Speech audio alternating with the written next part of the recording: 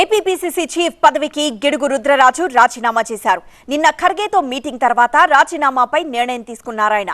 Rudraraju రాజీనామాతో APPCC chief గా YS షర్మిలకు line clear అయినట్లయింది.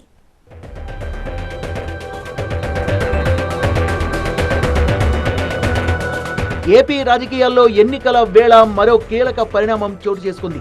AP Congress party అధ్యక్ష పదవికి గిడుగు రుద్రరాజు రాజీనామా చేశారు. ఈ మేరకైన ఏఐసీసీ చీఫ్ మల్లికార్జున ఖర్గేకు రాజీనామా లెటర్ను అందజేశారు. ఏపీ కాంగ్రెస్ బాధ్యతలు ఇటీవల పార్టీలో చేరిన వైఎస్ షర్మిలకు అప్పగిస్తారనే ప్రచారం జోరుగా సాగుతోంది.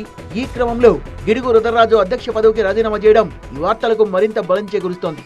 రుద్రరాజు రాజీనామాతో షర్మిల ఏపీ కాంగ్రెస్ చీఫ్ గా బాధ్యతలు తీసుకోవడం ఇక లాంఛనమే అని సమాచారం. త్వరలోనే ఏపీ కాంగ్రెస్ అధ్యక్ష బాధ్యతలు వైఎస్ షర్మిలకు అప్పగించే అవకాశం ఉన్నట్టు తెలుస్తోంది. దీనికి సంబంధించి 1-2 రోజుల్లో ఏపీసీసీ అధ్యక్షురాలిగా వైఎస్ షర్మిల పేరును కాంగ్రెస్ అధిష్టానం ప్రకటించే అవకాశం ఉంది.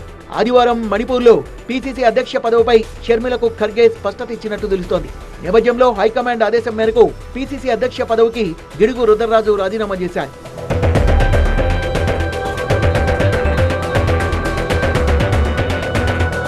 ఈ మధ్య ఢిల్లీలో రాహుల్, సోనియా, ఖర్గే సమక్షంలో వైఎస్ షర్మిల కాంగ్రెస్ పార్టీలో చేరారు. పార్టీలో ఏ బాధ్యత అప్పగించినా సంతోషంతో పనిచేస్తానని చెప్పారు ఆమె.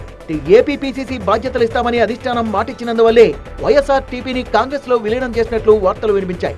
అదే జరిగితే షర్మిలకు కీలకమైన పీసీసీ బాధ్యతలను అప్పగించి ఏపీలో ఎన్నికల బరిలోకి దిగాలని భావిస్తోంది కాంగ్రెస్ అధిష్టానం.